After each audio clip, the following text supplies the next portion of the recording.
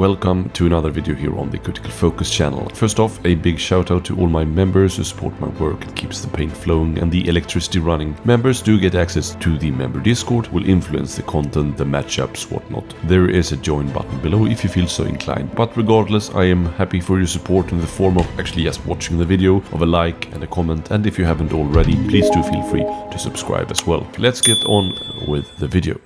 So, after featuring poor Blackpowder 2 times on the channel, this poor stepchild of GW needs to get his own sort of video in this series. He was rather crappy in the first edition as well, but had some play with Beastbound Assault, but now he is pretty much straight up sucky. Although I guess there is a bit of synergy for him with the edge of the knife. So how do we fix the old pirate and his motley crew? Well, first up, let's look at the fighter cards. Gorlok himself has a shocking 8 health, which seems pretty unwarranted really, and it feels for me that every sort of aspect of this warband has suffered from that fact in sort of a toll to make up for his durability. It also is rather boring, as your opponent will likely go, that seems like a tall order, let's just kill all the plebs. Which doesn't really make for very fun interactive games. And since he is fairly slow with only really a decent range 1 attack, it's pretty easy to outmaneuver the old pirate, while happily killing off everything else. One could also argue that such an iconic model armed with a huge blunderbuster should have something more inspiring than a 3 swords 1 damage attack, but no less potent than an inspired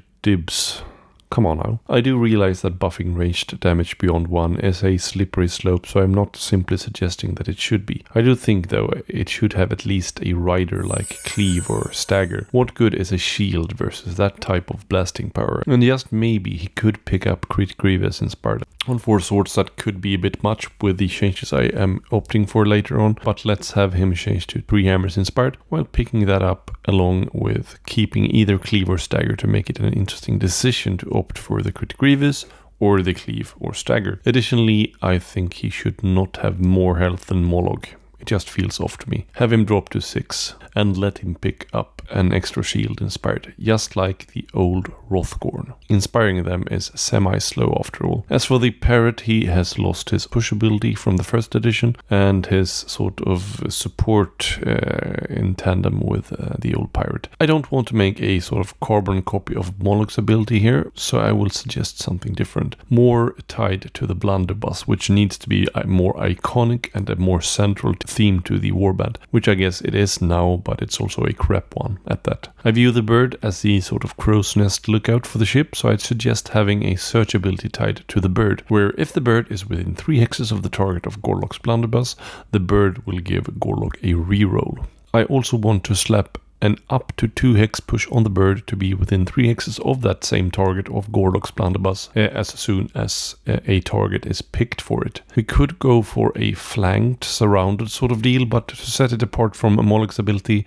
and to help the inspired blunderbuss out a bit, I want to give Gorlok a better shot at finding that crit grievous. In addition, I think it's a shame that the bird is not able to do the swashbuckle reaction. The bird should totally be able to do that. Bird stealing jewelry is sort of a given, and let's give him straight up 2 damage to free up that space with no weapon ability stacking. I think having a single fighter apart from Gorlok having the ability to do 2 damage uninspired is hardly overpowered. Yes, I am looking at you, Sarbag, Drusket, Bonecracker, Goblik and Snurk. He does pick up 2 damage inspired, so as to not leave the 2 sides of him straight up the same, let's have him drop to 4 movement uninspired while picking up a pace inspired. The speed drop will also be less of an issue with the push built in. Manch is the monkey, and previously he had a push tied in with the Noblars via the companion keyword. I don't think slapping on more mechanics is necessary here or really desirable, and I think generally his profile is okay. The Noblars are just sad, and I think the very least we could do for them is having them pick up their second dodge inspired.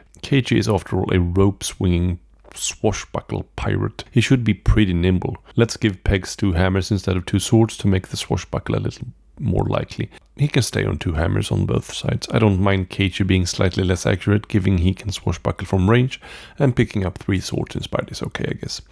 Otherwise, they are and should be Dangle Bros mostly. There to apply support and hop on feature tokens, so I don't really care much for them. The War Scroll then, with a Parrot getting the swashbuckle ability as well as Pegs picking up a bit of accuracy, I think we can keep it as is, but I will do some indirect changes to it after the fact. Inspiring after wasting 3 swag, but also inspiring all at the same time will also be decent with my changes. The current problem is that even if you can get to 3 swag fairly quickly, you can't inspire straight away because you can't waste it all at once to inspire. This makes A, the inspire slower, and B, forces you to make a currently rather useless attack twice to get there. But with my changes, this is hopefully somewhat alleviated. I also would like to change it to be up to 3 swagger at once. Swag Mortar is pretty sweet with plus X range, especially if we get to use that while inspired. It can be a real threat with my changes as well. Swag Shrapnel needs to be a little less random. These ones per game abilities shouldn't be useless on a 50-50 roll. Sure, it is more likely than that if you spend 2 swag, but how many times have you rolled no crits or hammers on 2 dice? It just might do nothing, and I hate that. We are talking about extra ping damage triggering off a 1 damage attack here, so it's not really game breaking. Have it simply be 1 damage to X amount of fighters within X amount of hexes from the target. So if you want to blast 3 swag into this, it can be suitably awesome to soften up several targets. Having them staggered on top of that might be a bit much, so let's get rid of that, especially with a built-in reroll from the bird in the mix. It would maybe be too much of a good thing. Lastly, Swag Last for Cleave is just sad. I would like for the plebs to have a spot in the sun here rather, and rename it to something completely different. During that attack, while 1 or more friendly fighters are flanking the target, you may re-roll 1 dice in the attack roll. If you removed 2 or more swag tokens during that attack, you can re-roll any dice in the attack roll. Yeah, you can spend 3, but you won't get any extra benefits from it, but you could inspire faster by doing that. So that's sort of it with these changes. I think they still wouldn't be awesome, but they could have some play. As it is now, the old pirate is just collecting dust, and I think that's a shame because they are some of the most iconic and cool models in the game. Let me know what you think about this warband, my changes to it, and if you want to see us play test these changes in Battleboard. Of course, we will have to see if there will already be some changes to Blackpowder. Maybe there is a balance update coming, but I'm not banking on it really, but let's see. In the meantime, make sure to click the like button, ring the bell, subscribe, comment in the section below what you think about the warband. So take care. Powder.